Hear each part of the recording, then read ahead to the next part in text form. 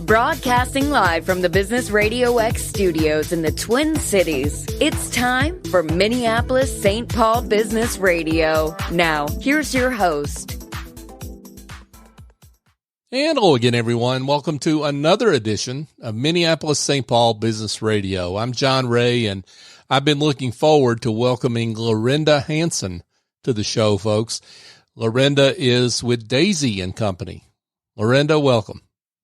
Thank you. I appreciate the opportunity. Hey, it's great to have you here. So let's get into how you're serving folks out there. Tell us a little bit about Daizy and Company.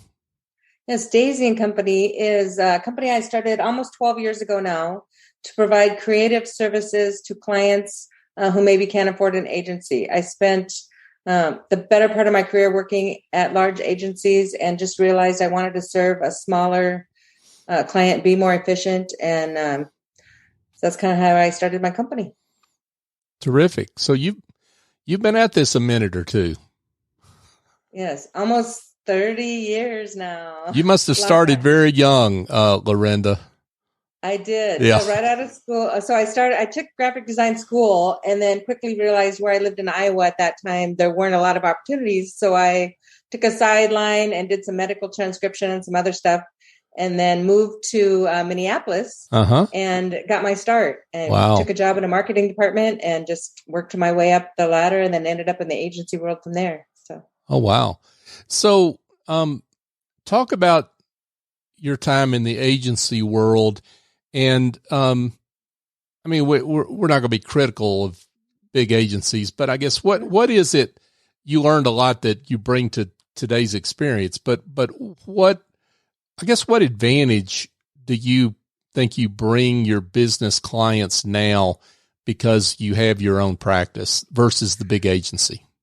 Right. I think I'm able to understand their problems at a much smaller level, at their level versus when I worked in the agencies, we worked for giants, Coca-Cola, car companies, many food companies, very large names. And so I was just part of a team. And although it was a great experience and I loved it and have nothing bad to say about that part of my career, it led me to where I am now, to want to work directly with owners, directly with the marketing directors, really get to the heart of their solutions and provide them affordable solutions. Yeah. So let's talk about, I'm just curious about your view of the role of design for a business. I think big corporations like the ones you worked with in agency days, they spend a lot of time and effort on this. That's something that a lot of smaller businesses don't really necessarily work very hard on, right? That's correct. That's why they need me. Well, that's the point of this show. We're going to get them sent to you, but right. Yeah, but let's talk about, I guess, why design is so important, just generally for a business. Yep. Generally, your brand is your story. It will convince your customers to trust you, to, depending on what your product is or what your service is, consider you the authority in your field, possibly, if you provide a service.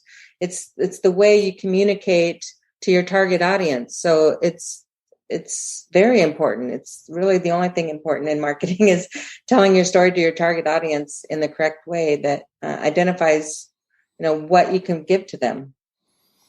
Well, I guess some business owners think that color and logo and whatnot is superfluous because it's all about my expertise, right? Like if I'm in a services business, or my reviews if I'm in a some sort of products business or whatever. But right. It's the impression you leave, right? It's the impression you leave, and the challenge with today, everybody being tapped every 5 seconds at the message, is standing out from your competitors and making your business be the one that they trust, that is credible, that they want to call and either buy something from you or use your service. As opposed to one click away, there's probably 100 competitors on a Google search or more, depending on where you're at. And so it's even more important to stand out from the crowd and raise your hand and say, I'm out here and call me first kind of thing. So it's even more important than it's ever been with today's flashing digital messages everywhere. Well, and both the digital messaging and then in a pandemic, right? And in a pandemic, right? So now we're even more isolated from our customers. We're having to pivot, as they've been saying, and reinvent the wheel and figure out new ways to reach our target audience. And otherwise you're going to be left behind. So yeah, it's even more important than ever to tell your story in the correct way.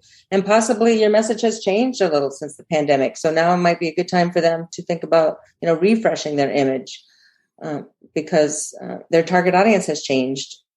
It's kind of a different world that we're in now, 2 years later. Yeah, I was going to ask you that question about refreshing.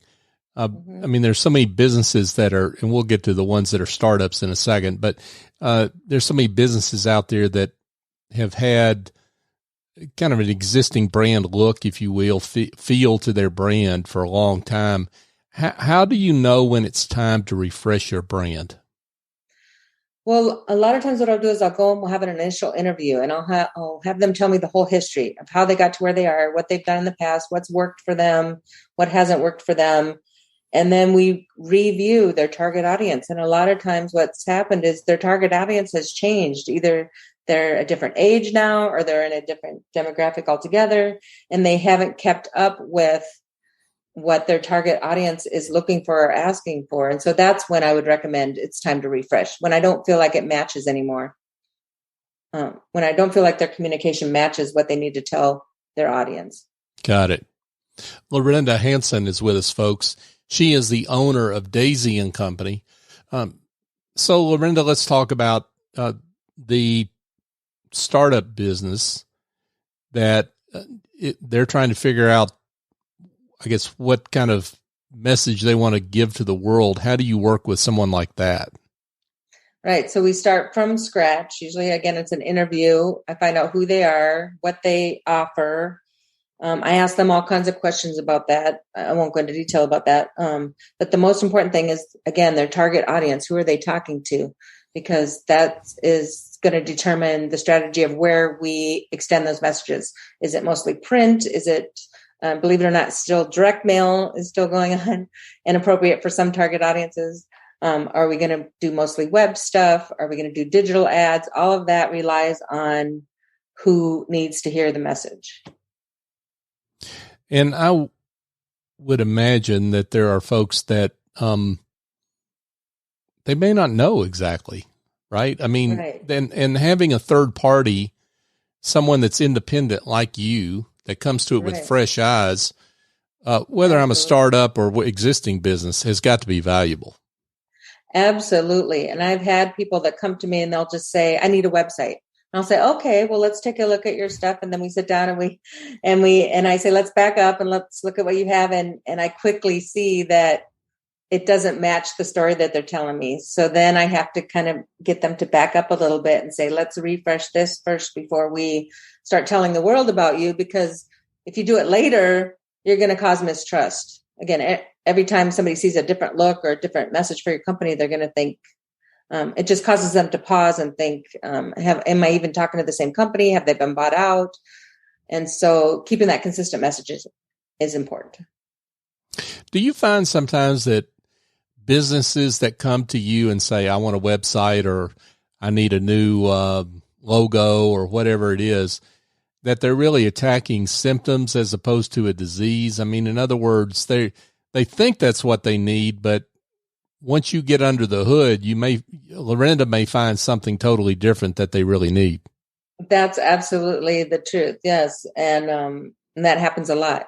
Like I said, they'll come to me for one thing. They'll say, I need a postcard. I want to do a direct mail campaign. So then again, I back up. I start asking questions. Why'd you choose direct mail? And then sometimes it makes sense and they're right on the right track. And other times I have to steer them in another direction. So you do logo work, I assume. So let's talk about the importance of a logo. And I guess the value of working with you versus going on the internet and buying the $5 logo, right? Right. Well, the advantage is you're going to get original artwork. You're going to be supporting a local artist, if you will. I'm going to understand your business better than a website form is going to understand your business. I get people ask me that all the time, what I think about those sites. And obviously I'm not a fan. Oftentimes they're done overseas with people that barely speak English. They have no idea what your business is, who you are, what you bring to the table, who you're talking to. It's just a factory of design, if you will. And that's exactly what you're going to get. And, and I just look at it as those aren't my people. The people that think that they're going to get value from a $5 logo are not ever going to be convinced otherwise. And so I have to just let them go. Right. But yeah, that's the difference is I'm going to understand their business. I'm going to delve into, and make sure that it matches the story that they need to tell. Well, I guess there's some people though that they're not misers, if you will. They're just looking to provide value and or get value, I should say, and they don't know any better. Right. Yeah. Right. And so they don't understand how this stuff gets done. And I would imagine that it's probably a little loose when it comes to, like intellectual property and that kind of thing. Right. That there may be some copyright violations that occur or trademark violations that occur in some of this stuff. Exactly. A lot of it's clip art based and you can kind of recognize it when you see it. A lot of it starts to look the same. Right. Again, they literally have factories of people in other countries working for nothing, cranking out that stuff. And so again, for some business, maybe that's all they need. And I just disagree. Well, as you said, you have to let some folks go and do business with those that value you. So that makes perfect sense. Yeah. And value that experience that you have. So let's talk a little bit about web design. You do a lot of web design work. What are some of the big, issues that you see with websites right now that you think need to be fixed? Well, right now, the big hot point is Google is penalizing sites that aren't mobile responsive. So I see a lot of sites that are just old and dated, and the technology, they're behind the 8 ball. So if their website is not mobile responsive, they're not getting the rankings that they deserve, the organic rankings on search engines. That's one thing. They're also penalizing sites that don't have an SSL certificate, which basically tells the world that you're secure and, nobody's really that secure, but more secure than others. And again, the rankings are getting penalized. So if you rely on search engine traffic, that's going to hurt your business. Those are two things. And just being outdated technology in general. You've been on websites, I'm sure, that don't work. It's frustrating, or you can't find the contact info, or you click a link and you get a broken page not found. That's still a big issue. And I see it all the time, just sites. And again, the site, another thing I see a lot is the visuals and the messaging doesn't match what they're trying to say. They plunked on some images of random things that have nothing to do with what they're trying to communicate or sell, because they've done it themselves or, so that's a big issue. Those are the three things right now that I'm seeing. Keeping up with the technology. How often, Lorinda, do you, and I'm sure the answer differs depending on the business, the industry they're in, but how often do you recommend someone do a total refresh of their website? I'd say every 4 to 5 years, take a really good analysis of the technology and make sure that it still matches, again, the browser world and the mobile device world, and also your target audience. Because again, the senior age group, they require different tools than the younger crowd does. So you just want to make sure that your technology is keeping up with your crowd, whoever that crowd is. 4 to 5 years. Some can get by with a little more if you're refreshing graphics and refreshing content, things like that. Refreshing your search engine optimization is important. Keeping your blog updated if you have one, not letting it go dormant. All of those things are so important. But I'd say a total refresh, every 4 to 5 years. Got it. Lorinda Hanson, folks. She is with Daizy and Company. So, Lorinda, I would love it if you would maybe share a story or two about success story. A client you've worked with that you've achieved great transformation for, great results for. You don't have to use names, of course, but if you could share a story or two along those lines, that'd be great. Sure. One of my favorite larger projects was with a manufacturing company in Minneapolis, based in Edina there, and they sell mobile, folding, and rolling furniture. And they had a website that just did not meet their needs, their sales team's need, or anybody else. And so we designed their entire website. We added they have 7 international offices. We added 7 languages, and there's a whole database behind it. And that was a really fun and challenging project to work on. It took almost probably 8 months to get it all done because they wanted human translators.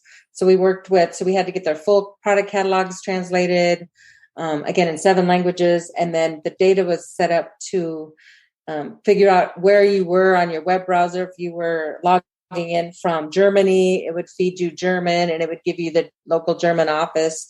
So it was all relative data, and it was just fascinating and really fun. That was one of my really bigger, meaty, fun projects to work on most recently.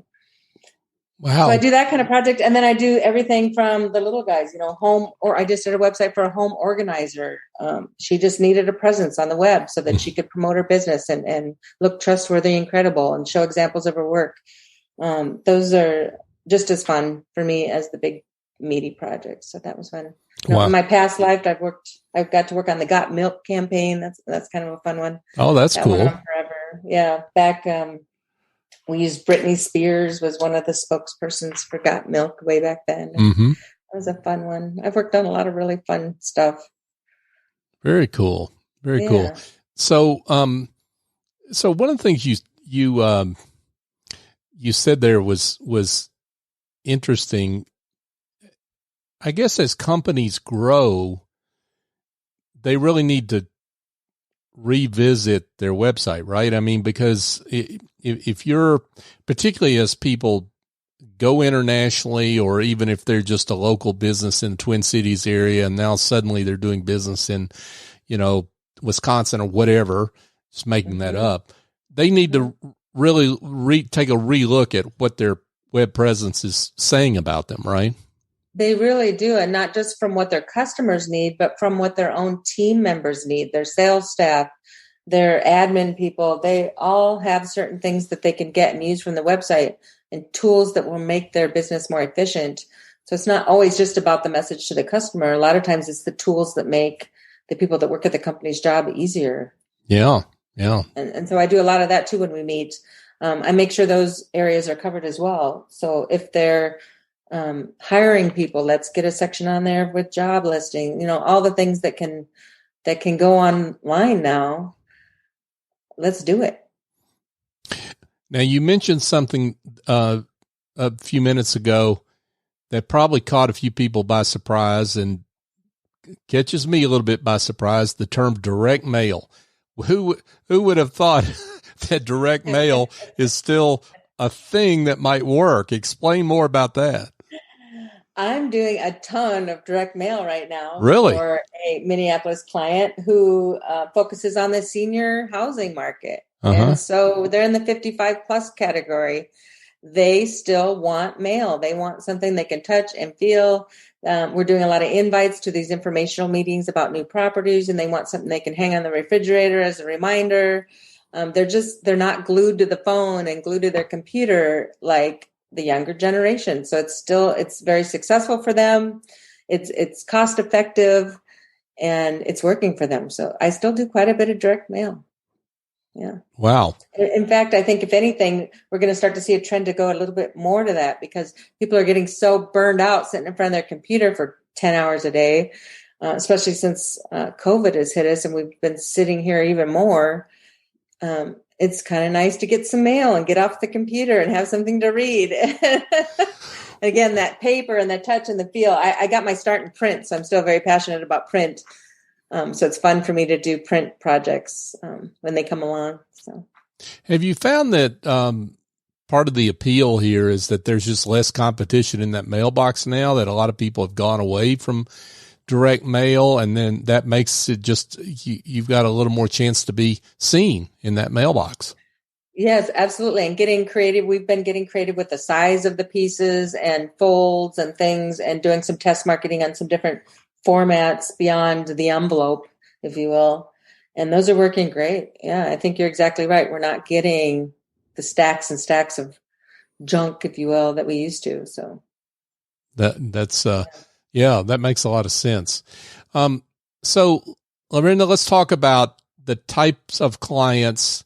We've mentioned this a little bit, but I want to be clear on it for our audience. The types of clients that are great fits for you. Right now, I'm really focused on the solopreneurs, the entrepreneurs, the companies with 8 to 10 employees that might have a marketing person or department, but they're overwhelmed and they need somebody to help them execute projects or strategize on what they need. Those are a great fit for me in any industry, really. I love learning about new industries, and I've worked with many, but I'm sure there's many others yet that I haven't. So any industry is good. I'm always curious to learn new ones. So any industry. Yeah. Got it. Those are the best fit. Startups, of course, are awesome because I get to build the brand from the ground up. And so those are the fun, juicy projects, but those don't come along as often as the rebrands and the refreshes, but yeah. I can see how the startups are really ones that need it, because they need somebody like you to come in and explain the importance of branding, good branding from the very beginning. From the very beginning, because I've seen it happen. They get off on the wrong foot, and again, they're just hurting themselves. They're spending money they don't need to spend and wasting it. And so if they get off on the right foot, then they're going to be more efficient with their dollars, which are usually so tight in a startup. Yeah, absolutely. Lorinda Hanson has been with us, folks. She is with Daizy and Company. Lorinda, this has been great. I mean, I can't imagine that there aren't some folks at this point that, having heard this interview, don't want to be in touch. So let's get them the right coordinates. Where can they contact you? Awesome. Well, my number is 952-212-8300. You can also email me at Lorinda at Daizy and Co. And that's Lorinda at Daizy and Co. And Daizy with a Z. I know it's different. DaizyandCo.com. Those are probably the two best ways. I also have Facebook, Instagram, all that stuff, but you can find me there. My website is DaizyandCo.com. Awesome. Lorinda Hanson, folks, with Daizy and Company, DaizyandCo.com. Lorinda, this has been awesome. Thank you so much for coming on the show. Thank you, John. I really enjoyed it. Thank you. Thank you. Hey, folks, just a quick reminder. Minneapolis-St. Paul Business Radio is the search term. If you're on your favorite podcast app and are not subscribed to the show, that's how to find us. Now, my bold ask is for you to simply, if you're not subscribed, please do so. And share the show, tell others about it. And it's not about me or Business RadioX. It's about our great guests like Lorinda, who do great work, and we want them to be found. That's the purpose of this show. So if you could share the show, it helps all our guests that do the great work that they do, and we celebrate that. That's what our mission, our goal here at Business RadioX is. So thank you in advance for doing that. So for my guest, Lorinda Hanson, I'm John Ray. Join us next time here on Minneapolis-St. Paul Business Radio.